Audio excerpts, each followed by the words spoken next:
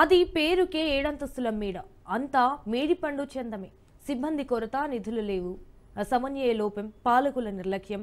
ప్రాణపాయ స్థితిలో అక్కడికి ఎవరైనా వెళ్తే ప్రాణాలతో తిరిగి వెళ్లడం కష్టమే.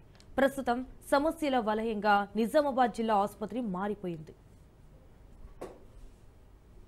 నిజామాబాద్ జిల్లా కేంద్రంలోని ఆసుపత్రిలో ఉన్నాం. కావచ్చు అయితే రోజు సుమారు 15 వందల పైగా ఓటీ ఇక్కడ నిజామాబాద్ జిల్లా ఆసుపత్రికి వస్తూ ఉంటుంది. అయితే స్థానికంగా 7 అంతస్తుల మేడ ఉన్నప్పటికీ ఇక్కడ సౌకర్యాలు లేదనే చెప్పవచ్చు. ఆసుపత్రికి వస్తే రోగులు నానా అవస్థలు పడుతున్నారు. సిబ్బంది కొరత, నిధులు లేనితో ఇబ్బందులకు గురవుతున్నట్టు కూడా తెలుస్తుంది. ఇప్పటికైనా అటు సిబ్బంది కొరతను తీర్చాలని అటు స్థానికంగా వచ్చే రోగులు మాత్రం చెబుతూ వస్తున్నారు. కోట్లాది నిధులు వెచ్చించిన నిజామాబాద్ జిల్లా ప్రజలకు సర్కార్ వైద్యం అందని ద్రాక్షగా మారుతోంది. ఉచిత వైద్యం పేదల ధరి చేరడం లేదు. 8 ఏళ్ల క్రితం జిల్లాలో మెడికల్ కాలేజ్ ఏర్పాటైంది.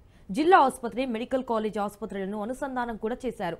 అంతేకాకుండా 500 పడకల ఆసుపత్రిని 1000 పడకలకు అప్గ్రేడ్ చేస్తూ తెలంగాణ ప్రభుత్వం తాజాగా ఉత్తర్వులు కూడా జారీ చేసింది. అయితే గత కొంతకాలంగా నయా పైసా నిధులు రాకపోవడం, డాక్టర్లు, సిబ్బంది నియామకాలు నిలిచిపోవడం జిల్లా వాసులకు ప్రధాన సమస్యగా మారింది. దీంతో పేదవారు సైతం అప్పులు చేసి మరీ ప్రైవేట్ హాస్పిటళ్ల చుట్టూ తిరగాల్సిన పరిస్థితి ఏర్పడుతోంది. మారినా, పాలకులు మారినా పేదవారికి ఉచిత వైద్యం మాత్రం దర్జేరడం లేదు. ప్రభుత్వం వైద్య రంగంపై వేల కోట్లు ఖర్చు చేస్తున్నప్పటికీ పేదవారు ఇంకా ప్రైవేట్ ఆసుపత్రుల బాట పడుతూనే ఉన్నారు. నిజామాబాద్ జిల్లా కేంద్రంలోని ప్రభుత్వ ఆసుపత్రుల్లో ఎలాంటి సమస్యలు ఎదురవుతున్నాయో ఒకసారి తెలుసుకునే ప్రయత్నం చేద్దాం. అయితే రోజుకు 1000 నుంచి 1500 మంది అవుట్ పేషెంట్లు, 500 మంది ఇన్ పేషెంట్లు హాస్పిటల్లో చేరుతున్నారు. ఓజీ నంబర్ 150 ప్రకారం వైద్య కళాశాల అనుబంధ హాస్పిటల్లో 800 మంది సిబ్బంది అవసరం. ఇందులో ప్రస్తుతం 150 మంది డాక్టర్లకు 86 మంది వైద్యులే సేవలు అందిస్తున్నట్లు తెలుస్తోంది. అలాగే ప్రతి 10 మందికి ఒక ఎన్ఎంఎస్ ఉండాలి. అయితే కానీ 40 మందికి ఒకరు చెప్పున పని చేస్తున్నారు. నర్సులు, పారామెడికల్ సిబ్బంది 500 మంది అవసరం కాగా కేవలం 300 మంది మాత్రమే ఉన్నారు. సో వీరందరూ కూడా తాత్కాలిక ప్రాతిపదికన నియమించబడ్డవారే. ప్రస్తుతం మనతో హాస్పిటల్ సూపరింటెండెంట్ శ్రీనివాస్ గారు ఉన్నారు. చెప్పండి సార్, హాస్పిటల్కి సంబంధించి కొంత వైద్య సిబ్బంది కావచ్చు, అలాగే 4th క్లాస్ ఎంప్లాయీస్ కావచ్చు, నర్సింగ్ సిబ్బంది వంటి కొరత ఉన్నట్టు కూడా తెలిసింది. ప్రస్తుతం మనకు అప్గ్రేడ్ అయిన దాన్ని బట్టి, మెడికల్ కాలేజ్ అనుసంధానం బట్టి అసలు ఎంతమంది ఉండాలి, ఎలా ఉంది పరిస్థితి? రిజర్వ్ బెడ్స్కి సరిపడా స్టాఫ్ వాళ్ళందరూ ఉన్నారు. ఎక్విప్మెంట్ మొత్తం అంతా సరిపడా ఉంది కింద. సో రీసెంట్గా మనకి ఏంటంటే ఎదురుకుండా ఎంసీహెచ్ బిల్డింగ్ ఒకటి హ్యాండ్ ఓవర్ చేసుకోవడానికి ప్రయత్నాల్లో ఉన్నాం దాని కింద. సో అది డిసెంబర్లో ఓపెనింగ్ అయింది. సో అక్కడ మనకి అడిషనల్ స్టాఫ్ మాత్రం మ్యాన్ పవర్ అక్కడ కొంచెం కావాల్సి వస్తుంది. పారామెడికల్ మ్యాన్ పవర్ అక్కడ కావాలి దీని కింద. So basic drug supply everything అంటే ప్రజెంట్ సఫిషియెంట్గానే ఉంది. సో అడిషనల్ బిల్డింగ్ అది ఆపోజిట్ బిల్డింగ్ ఆపరేట్ చేయడానికి మాత్రం కొంచెం అడిషనల్ మ్యాన్ పవర్ కావాలి. మామూలుగా ఈ ఎక్స్రే కావచ్చు, రేడియాలజీ డిపార్ట్మెంట్ సంబంధించి, అలాగే స్కానింగ్ వంటి వాటికి బయట పంపిస్తున్నారనే ఆరోపణలు కూడా వినిపిస్తున్నాయి. ప్రైవేట్ హాస్పిటల్కి కూడా వెళ్తున్నట్టు కూడా తెలుస్తుంది. మన దగ్గర ఎక్విప్మెంట్ లేదా, లేకుంటే అది సిబ్బంది లేరా? మన దగ్గర అన్నీ ఉన్నాయండి కింద. ఎక్స్రేస్ తీస్తారు, అల్ట్రాసౌండ్, రీసెంట్ పోస్ట్ గ్రాడ్యుయేట్స్ కూడా వచ్చారు. సో అల్ట్రాసౌండ్ దగ్గర కూడా రష్ కూడా తగ్గుతుంది దాని కింద. సో అలాగే సిటీ స్కాన్ చేస్తారు. ఓన్లీ మన దగ్గర ఎంఆర్ఐ లేదు. సో ఎంఆర్ఐ కూడా ఏంటంటే ఆరోగ్యశ్రీ కేసెస్లో ఉన్న కింద ఎంఓయూ చేస్తున్నాం బయట కంపెనీతో.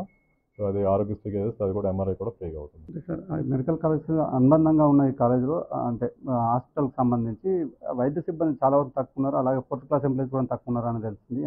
ఎంత ఉండాలి, ఎంత వరకు ఎక్కువ రిక్వైర్మెంట్ ఉంది? సో అది అంటే నామ్స్ ప్రకారం అది బెడ్ స్ట్రెంగ్త్ బట్టి ఉంటుంది. సో మనకి ఇప్పుడు అడిషనల్గా అంటే కనుక ఆపోజిట్ బిల్డింగ్లో ఒక 223 బెడ్స్ శాంక్షన్ అయ్యాయి దాని కింద. సో ఆ బెడ్స్కి సరిపడా మ్యాన్ పవర్ వాళ్ళు శాంక్షన్ చేయాలి. ప్రస్తుతానికి మాత్రం ఓపీ ఏ విధంగా ఉంది, సీజన్లో ఏ విధంగా ఉంటుంది, ఇన్ పేషెంట్ ఎంత ఉంటున్నారు? సో ఓపీ మనకి రఫ్గా 1800 నుంచి డైలీ 1800 నుంచి 2200 మధ్య వేరియేషన్ ఉంటుంది. ఇప్పుడు కొంచెం అరౌండ్ 1800 to 1900 వస్తున్నారు డైలీ ఓపీ. సో మా ఇన్ పేషెంట్స్ డైలీ ఆల్మోస్ట్ ఏంటంటే 110 to 130 అడ్మిషన్స్ అవుతుంటాయి. ఇప్పుడు రఫ్గా 110 to 120 పేషెంట్స్ రోజు అడ్మిట్ అవుతున్నారు. అంటే గతంలో కూడా హాస్పిటల్కి సంబంధించి కొన్ని దొంగతనాలు కావచ్చు, పిల్లలు వంటి ఘటనలు చోటు చేసుకున్నాయి. దానికి సంబంధించి సీసీ కెమెరాలు ఎన్ని వరకు ఉన్నాయి, ఎన్ని వరకు పనిచేస్తున్నాయి, కొన్ని పనిచేస్తలేవని కూడా మనం అంటున్నారు. సీసీ కెమెరాస్ మోర్ దెన్ 100 పనిచేస్తున్నాయండి. ఇంపార్టెంట్ ఏరియాస్ అన్ని కవర్ చేశారు. 1-2 ఉండే కనుక టెంపరీగా రిపేర్ వచ్చినవి ఇమీడియట్గా రిప్లేస్ చేస్తున్నాం. మనకు హాస్పిటల్కి సంబంధించి, నిజామాబాద్ హాస్పిటల్కి సంబంధించి ఇంకా ఏమైనా రిక్వైర్మెంట్ ఉందా? ప్రభుత్వం నుంచి ఇంకా వస్తే ఎలాంటి సౌకర్యాలు వస్తే బాగుంటాయని చెప్తారు? సో మనకి క్యాత్ ల్యాబ్లో ఏంటంటే కనుక క్యాత్ ల్యాబ్ ఒకటి ఉంది మనకి దీని కింద. కాకపోతే ఇక్కడ కార్డియాలజిస్ట్ లేరు. సో కార్డియాలజిస్ట్ రిక్వైర్మెంట్ ఒకటి ఉంది. తర్వాత మనకి ఎంసీహెచ్ బిల్డింగ్లో మ్యాన్ పవర్ ఒకటి శాంక్షన్ చేయాలి. కానీ మాత్రం వైద్య సిబ్బందికి సంబంధించి కొరత ఏం లేదని చెప్తున్నారు. కొన్ని చిన్న సమస్యల మీద అన్ని రకాల సౌకర్యాలు మాత్రం వచ్చే రోగులకు అందిస్తున్నామని అక్కుబండి చెప్తున్నారు. మరోవైపు పరిశుభ్రంగా ఉంచే శానిటేషన్ సిబ్బంది 240 ఉండాల్సి ఉండగా కేవలం 160 మంది ఉండడం హాస్పిటల్ వాతావరణానికే ముప్పు తెచ్చే పరిస్థితి నెలకొంది. అలాగే వెంటిలేటర్లు, ల్యాబ్ లెట్స్ అండ్ స్కానింగ్ మిషన్లు అందుబాటులో ఉన్న సుమారు 100 మంది టెక్నీషియన్స్ లేక నిరుపయోగంగా మారాయి.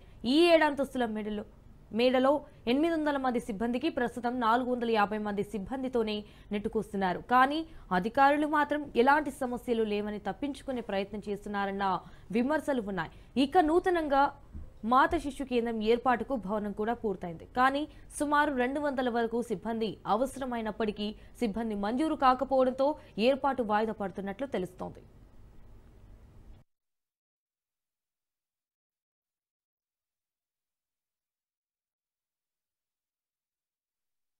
ఏదైతే నిజామాబాద్ జిల్లా ప్రభుత్వ ఆసుపత్రి ఉందో ఈ ప్రభుత్వ ఆసుపత్రిలో ఇవాళ ఇప్పుడు ఎండాకాలం స్టార్ట్ కాబోతూ ఉంది. దీనికి సంబంధించి ఏదైతే ప్రజలకు అవసరం ఉన్నటువంటి సౌకర్యాలు అన్ని కూడా చికిత్స కొరకు అన్ని సౌకర్యాలు కల్పించాల్సినటువంటి అవసరం ఉంది. దాంతోపాటు ఏదైతే అక్కడ ఉన్నటువంటి సిస్టర్లకు సంబంధించి నర్సులకు సంబంధించి ఏదైతే కొరతలు ఉన్నాయో ఆ కొరతలు ఖాళీగా ఉన్నటువంటి పోస్టులను భర్తీ చేసి దాన్ని ఫిలప్ చేయాల్సినటువంటి అవసరం ఉంది. అదేవిధంగా ప్రజలకు అవసరమైనటువంటి ఫ్యాన్స్ కావచ్చు, అక్కడ ఉన్నటువంటి లిఫ్ట్కి సంబంధించి ఏదైతే ఉన్నాయో 7 అంతస్తుల బిల్డింగ్, అది 7 అంతస్తుల బిల్డింగ్ సంబంధించి అక్కడ ఉన్నటువంటి లిఫ్ట్ కూడా మనకు అవసరం ఉన్నటువంటి పరిస్థితి ఉంది. కాబట్టి ప్రజలకు ఏ అవసరాలు ఉన్నాయో ఆ అవసరాలని తీర్చే విధంగా రాష్ట్ర ప్రభుత్వం చొరవ తీసుకోవాలి. అదే ఏదైతే జిల్లా ఆసుపత్రి సూపరింటెండెంట్ ఉన్నారో ఆయన కూడా చొరవ తీసుకొని ప్రజలకు అవసరమైనటువంటి సౌకర్యాలు కల్పించే విధంగా చర్యలు తీసుకోవాల్సిందిగా మేము కోరుతున్నాం. ప్రభుత్వ ఆసుపత్రికి సంబంధించి నూతన భవనం కూడా కట్టడం జరిగింది అని ప్రారంభించలేదు. ప్రారంభించినా కూడా కొంతమందికి ప్రారంభించడం జరిగింది. దాంట్లో ఏదైతే అవసరాలు ఉన్నాయో దానికి సంబంధించి లిఫ్ట్కి సంబంధించి అయినా సరే ఇంకా ఏదైనా సరే దానికి సంబంధించి ఇప్పటికి మనమే బయట నుంచి జనాలు తీసుకొచ్చి పని చేసుకున్నటువంటి పరిస్థితి ఉంది. అట్లా కాకుండా పర్మనెంట్గా అక్కడ ఉన్నటువంటి సౌకర్యాలు కల్పించి అక్కడ పర్మనెంట్ ఎంప్లాయీస్ని పెట్టాల్సినటువంటి అవసరం ఉంది. ప్రజలకు ఎటువంటి ఇబ్బంది జరగకుండా చూడాల్సినటువంటి బాధ్యత ఉంది. సిటీ స్కాన్కి సంబంధించి కూడా